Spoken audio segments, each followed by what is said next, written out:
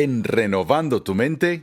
Cada vez que pecas, lo que esa acción indica es que al momento de pecar, tu deseo de cometer el pecado es mayor en ese momento que tu deseo de obedecer a Cristo. El libre albedrío del hombre siempre es puesto en marcado contraste con la doctrina de la elección. Los críticos de esta doctrina aseguran que la misma opaca o anula el libre albedrío. Hoy el Dr. Sproul, en la continuación de la serie Escogidos por Dios, nos ayudará a ver que los dos conceptos en realidad no están en desacuerdo. Sintonízanos hasta el final de este episodio para que te enteres de cómo puedes conseguir la guía de estudio para esta serie totalmente gratis. Regresemos al aula de clases con el Dr. R.C. Sproul en la voz de Pepe Mendoza. Quiero llamar su atención a una evaluación de lo que entendemos al decir las palabras libre albedrío. ¿Qué significa tener libre albedrío? ¿Qué significa ser un agente moral libre, una criatura volitiva bajo la soberanía de Dios? En primer lugar, déjenme decir que hay distintos puntos de vista en cuanto a lo que incluye el libre albedrío, que se usan en nuestra cultura, y creo que es importante que reconozcamos estos puntos de vista. Al primero lo voy a llamar el punto de vista humanista, el cual diría que es la posición más ampliamente aceptada de la libertad humana que encontramos en nuestra cultura. Y me entristece decir, en mi opinión, que es la postura más difundida dentro de la Iglesia, así como fuera de ella. En este esquema, el libre albedrío es definido como nuestra capacidad para elegir de forma espontánea. Las elecciones que hacemos no están de ningún modo condicionadas o determinadas por prejuicios, inclinaciones o disposiciones previas. Permítanme repetirlo, tomamos decisiones de forma espontánea sin antecedentes previos a la decisión que determinen nuestra elección, sin prejuicios, sin preferencias o inclinaciones previas. Viene literalmente por sí misma como una acción espontánea de la persona. Ahora, desde el principio puedo ver dos problemas serios que enfrentamos como cristianos con esta definición de libre albedrío. El primero es un problema teológico o moral. El segundo es un problema racional. Y en realidad debería decir que hay tres problemas, ya que todo el tema se centrará en el tercero. Pero empecemos viendo en este momento dos problemas. El primero es, como dije, un problema teológico o moral. Si nuestras elecciones son hechas meramente de forma espontánea, sin inclinación previa, sin preferencias, en cierto sentido lo que estamos diciendo es que no hay razón alguna para tal elección. No hay motivación o motivo para la elección. Solo sucede de forma espontánea. Y si así operan nuestras elecciones, entonces enfrentamos inmediatamente este problema. ¿Cómo podría tal acción tener algún significado moral? Porque una de las cosas, por ejemplo, que la Biblia se preocupa en cuanto a las elecciones que hacemos, no es solo lo que elegimos, sino cuál fue nuestra intención al hacer esa elección. Recordamos, por ejemplo, la historia de José cuando fue vendido como esclavo por sus hermanos. Cuando él se reúne con ellos años más tarde y ellos se arrepienten de ese pecado, ¿qué le dice José a sus hermanos cuando los acepta y los perdona? Él dice: vosotros pensasteis hacerme mal, pero Dios lo tornó en bien. Así que Dios hizo una elección al respecto. Dios había elegido, al menos al permitir que esto pasara y que le sucediera a José. Sus hermanos tomaron una decisión en cuanto a qué hacer con José. Su inclinación al hacerla fue perversa. Dios también hizo una elección al permitir que esto suceda, pero la razón de Dios, la intención de Dios en este acto era completamente justa y santa. Entonces Dios, al considerar una buena obra, por ejemplo, no solo examina la acción externa en sí, el hecho, sino que también considera el qué, las motivaciones internas, la intención detrás del hecho. Pero si no hay motivaciones internas, si no hay intenciones, no hay intencionalidad real, usando el término filosófico, entonces, ¿cómo podría la acción tener algún significado moral? Solo sucede. Pero incluso más profundo que este problema, nos enfrentamos de inmediato a la pregunta de si en realidad se podría o no hacer tal elección. No simplemente si sería moral si se hiciera, sino que podría incluso una criatura sin ninguna disposición previa, inclinación, preferencia o razón hacer una elección. Veamos esto con un par de ejemplos. Si no tengo una inclinación o disposición previa, lo atractivo de esta idea es que eso significaría que mi voluntad es neutral. No está inclinada ni a la izquierda ni a la derecha, no está inclinada hacia la rectitud ni hacia el mal, sino que es simplemente neutral. No hay inclinación o preferencia previa. Pienso en la historia de Alicia en el País de las Maravillas, cuando en sus viajes llega a una bifurcación de caminos y ella no puede decidir si escoger hacia la izquierda o a la derecha. Y levanta la vista y está el gato Rizón en el árbol sonriéndole y le pregunta al gato, ¿qué camino debería yo tomar? Y el gato Rizón responde diciendo, eso depende. ¿A dónde vas? Y ella responde, no lo sé. Entonces, ¿qué le dice? Entonces supongo que no importa. Si no tienes intención, no tienes plan, no deseo de llegar a algún sitio, ¿qué más da si vas a la izquierda o a la derecha? Bueno, en este caso lo vemos y pensamos, ahora Alicia tiene dos opciones. Ella puede ir a la izquierda o puede ir a la derecha, pero en realidad ella tiene 4 opciones. Ella puede ir a la izquierda, puede ir a la derecha, ella puede regresar por donde vino o ella puede quedarse parada y no hacer nada, lo cual es también una opción, quedarse allí hasta que perezca de inactividad. Así que tiene 4 opciones y la pregunta que nos haremos es, ¿por qué tomaría alguna de esas 4 opciones? Si no tuviese razón alguna o inclinación detrás de la elección, si su voluntad fuera completamente neutral, ¿qué le sucedería a ella en realidad? Si no hay razón para preferir a la izquierda o a la derecha, permanecer allí hasta el punto de regresar, ¿qué opción ella elegiría? Ella no haría una elección, ella estaría paralizada. Entonces, el problema que tenemos con la noción humanista de libertad es que se trata del mismo problema del conejo fuera del sombrero, que se queda sin sombrero y sin mago. Es algo que sale de la nada, un efecto sin una causa. Una elección espontánea, en otras palabras, es una imposibilidad racional. Tendría que ser un efecto sin una causa. Ahora, solo de paso, añadiría que desde una perspectiva bíblica, desde una perspectiva cristiana, el ser humano en su caída no se ve como estando en un estado de neutralidad con respecto a las cosas de Dios. Él tiene un prejuicio, él tiene un sesgo, él tiene una inclinación, y su inclinación es hacia la maldad y lejos de las cosas de Dios.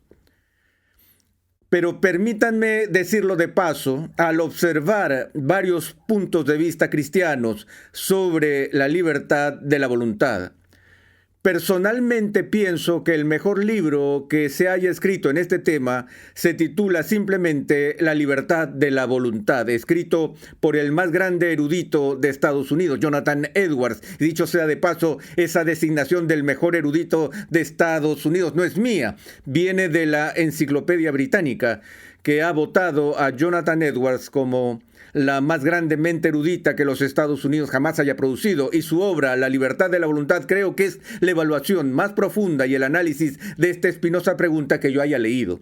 Por supuesto, la famosa obra de Martín Lutero sobre la esclavitud de la voluntad es también uno muy importante que creo que los cristianos tienen que leer. Pero veamos por un momento la definición de Edwards acerca de la libertad de la voluntad. Edwards dice que la libertad o el libre albedrío es la elección de la mente. Ahora, lo que dice es que aunque él distingue entre la mente y la voluntad, está diciendo que los dos están relacionados de forma inseparable. No hacemos elecciones morales sin que la mente apruebe la dirección de nuestra elección. Esa es una de las dimensiones que está muy relacionada con el concepto bíblico de conciencia, que en las elecciones morales la mente está involucrada en esas elecciones. Me doy cuenta de ciertas opciones y si prefiero una sobre la otra, para hacerlo tengo una preferencia antes de poder hacer la elección. Tengo que tener una idea de cuáles son esas opciones para que sea una decisión moral. De modo que la voluntad no es algo que actúa de forma independiente de la mente, sino que actúa en conjunción con la mente. Cualquier cosa que la mente considere como deseable es lo que la voluntad está inclinada a elegir. Ahora, además de las definiciones, Edwards nos da una especie de regla de oro, a la que llamo ley del libre albedrío de Edwards. Y creo que esta es quizás su contribución más importante a la discusión en cuanto a la libertad humana. Edwards declara esto, que los agentes morales libres siempre actúan de acuerdo con la inclinación más fuerte que tienen en el momento de la elección. Para decirlo de otra manera, siempre elegimos según nuestras inclinaciones y siempre elegimos según nuestra inclinación más fuerte en un momento dado. Déjenme decirlo de forma simple. Cada vez que pecas, lo que esa acción indica es que al momento de pecar, tu deseo de cometer el pecado es mayor en ese momento que tu deseo de obedecer a Cristo. Si tu deseo de obedecer a Cristo fuera mayor que tu deseo de cometer el pecado, ¿qué harías? No pecarías. Pero al momento de la elección siempre seguimos nuestra inclinación más fuerte, nuestra disposición más fuerte o nuestros deseos más fuertes. Ahora, nos parece, sin embargo, en este tema de la elección, que hay muchas veces que elegimos cosas sin alguna razón aparente en lo absoluto. Por ejemplo, si tuvieras que preguntarte, ¿por qué estás sentado en la silla en la que estás sentado en este momento? Podrías analizar tus propios procesos de pensamiento interno y las respuestas a las opciones que tenías delante cuando entraste a esta sala y decir con claridad, la razón por la que estoy sentado aquí es porque siempre me gusta sentarme en la última silla, o porque quería sentarme junto a Carmen, o quería estar en la primera fila para salir en la cámara. O era la única silla que quedaba libre y no quería quedar de pie y prefiero sentarme que estar de pie, y entonces mi deseo por sentarme era mayor que mi deseo por estar de pie. Lo que les estoy diciendo es que hay una razón por la que están sentados donde están sentados. Y pudo haber sido una decisión muy rápida. Puede ser que simplemente seas perezoso y no te gusta caminar, y que la silla que viste vacía era la más cercana que estaba disponible. Es probable que las razones sean más profundas que eso. Hay algunos que si caminas con ellas al parque, donde hay una banca desocupada con espacio para 3 personas, y se sientan en la banca, 100 de cada 100 se sentarán en el extremo de la banca en vez de sentarse en el medio. De hecho, generalmente se sentarán en el extremo izquierdo o en el derecho, donde otras personas siempre elegirán el medio. ¿Por qué? A algunos les gustan las multitudes, les gusta estar en medio de la acción, ellos tienen una personalidad gregaria, a otras personas les gusta estar donde puedan tener una salida segura, se quedarán en el extremo de la banca. Y permítanme decir, no siempre estamos sentados allí analizando con sumo cuidado el por qué hacemos las elecciones que hacemos, pero hay una razón para cada elección. Y siempre actuamos de acuerdo con la inclinación más fuerte de ese momento. Ahora, hay 2 cosas que podemos plantear de inmediato para objetar la ley de elección de Edwards. La primera es, bueno, puedo decirte que muchas veces he hecho cosas que en realidad no quería hacer y he experimentado coerción. Bueno, la coerción involucra fuerzas externas que entran en nuestras vidas y buscan obligarnos a hacer las cosas que en igualdad de condiciones no elegiríamos hacer. Pero en la mayoría de los casos, el poder de la coerción puede generalmente quedar reducido a 2 opciones. Puede reducir drásticamente nuestras opciones. El pistolero se acerca a mí en la calle, me pone una pistola en la cabeza y dice, tu dinero o tu vida. Él acaba de reducir mis opciones a 2, ¿cierto? Por fuerza externa y coerción. Ahora, al ser todas iguales, no estaba buscando a alguien a quien darle mi billetera esa noche, así que no tenía ningún deseo de darle mi dinero a ese hombre, pero cuando el arma está en mi cabeza y mis opciones son mi sangre en la acera o mi billetera en el bolsillo, de repente tengo un deseo fuerte de vivir y perder mi dinero, en vez de morir y también perder mi dinero. Entonces, en ese momento, mi nivel de deseo de vivir podría ser más fuerte que mi nivel de deseo de resistir a ese hombre, por eso le doy mi billetera. Ahora, podría haber personas en esa misma situación que dirían, prefiero morir antes que ceder a la coerción, aunque sé que si me niego a darle la billetera, me matará de todos modos y se llevará mi dinero. Aún así, de ninguna manera voy a ayudarlo. Entonces dicen, dispárenme, pero aún ahí su deseo de resistir es mayor que su deseo de no resistir y entonces se resisten. ¿Está claro? Por lo que incluso cuando nuestras opciones se reducen severamente y las fuerzas externas cambian nuestros niveles de deseo, porque este es el otro punto del que tenemos que estar conscientes, es que los deseos humanos fluctúan y son muchos. En situaciones donde hacemos elecciones es raro que solo elijamos entre 2 opciones.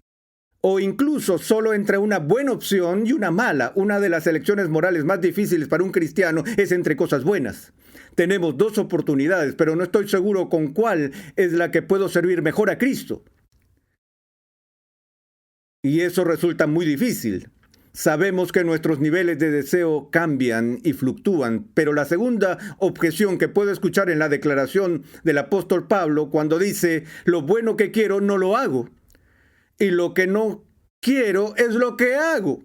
Y pareciera sugerir allí mismo que el apóstol Pablo, mediante autoridad apostólica, nos está diciendo que de hecho es posible que una persona elija en contra de sus deseos, elegir en contra de sus anhelos. Solo puedo decir en respuesta a eso que no creo que haya sido la intención del apóstol el darnos un tratamiento técnico de las complejidades del funcionamiento de la facultad de elegir. Pero lo que él está expresando es algo que todos experimentamos, que tengo dentro de mí un deseo de agradar a Cristo. Pero ese deseo presente no siempre triunfa cuando llega el momento de la verdad. Todo es igual como cristiano. Si me dijeras, sí, ¿te gustaría liberarte del pecado? Yo diría, por supuesto que me gustaría ser libre del pecado. Sin embargo, lo digo ahora hasta que la tentación del pecado me presione y mi deseo por ese pecado se intensifique y luego me rindo a él libremente. Porque cuando obro y actúo según mis deseos, estoy obrando y actuando libremente. Calvino, al examinar el asunto del libre albedrío, dijo: si queremos decir por libre albedrío que el hombre caído tiene la capacidad de elegir lo que quiere, entonces, por supuesto, el hombre caído tiene libre albedrío. Si queremos decir con este término que el hombre en su estado caído tiene el poder moral y la capacidad de elegir la rectitud, entonces Calvino dijo: el libre albedrío es un término demasiado grandioso como para aplicarlo al hombre caído. Y con esa opinión yo estaría de acuerdo. Hemos visto el punto de vista de Edwards, el punto de vista de Calvino. Ahora veremos el punto de vista sproulliano del libre albedrío, apelando a la ironía o a una forma de paradoja. Me gustaría hacer esta afirmación: que en mi opinión, cada elección que hacemos es libre y cada elección que hacemos está determinada. Cada elección que hacemos es libre y cada elección que hacemos está determinada. Ahora, eso suena completamente contradictorio porque normalmente vemos las categorías de determinar y libre como categorías mutuamente excluyentes. Decimos que si algo está determinado por otra cosa, quiere decir que es causado por otra cosa, pareciendo indicar que no puede ser libre. Pero a lo que me refiero aquí, de lo que estoy hablando, no es determinismo. El determinismo significa que las cosas me pasan estrictamente en virtud de fuerzas externas. Pero además de las fuerzas externas, que son factores determinantes en lo que nos pasa, también hay fuerzas internas que son factores determinantes. Lo que hemos estado diciendo junto con Edwards y Calvino es que si mis elecciones fluyen de mi disposición y de mis deseos, y si mis acciones son un efecto que tienen causas y razones detrás de ellas, entonces mi deseo personal, en un sentido muy real, determina mi elección personal. Ahora, si mis deseos determinan mi elección, ¿cómo puedo ser libre? Recuerdan que dije que en cada opción nuestra elección es libre y determinada, pero lo que la determina soy yo. Y a esto le llamamos auto. Tú la completas con determinación, autodeterminación. Lo cual no es la negación de la libertad, sino la esencia de la libertad. Para que mi yo pueda determinar sus propias elecciones, es de lo que se trata el libre albedrío. Bueno, necesito parar porque mi tiempo se está acabando y solo quisiera decir que en nuestra próxima sección veremos esto desde una perspectiva bíblica para ver lo que la Biblia dice de la capacidad moral del ser humano, la falta de ella con respecto a las cosas de Dios.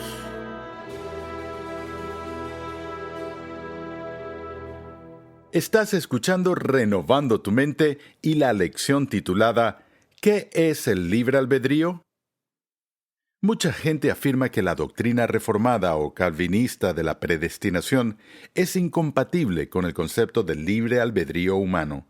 Después de todo, si Dios predestina gente para salvación, ¿cómo podemos tener alguna opción al respecto?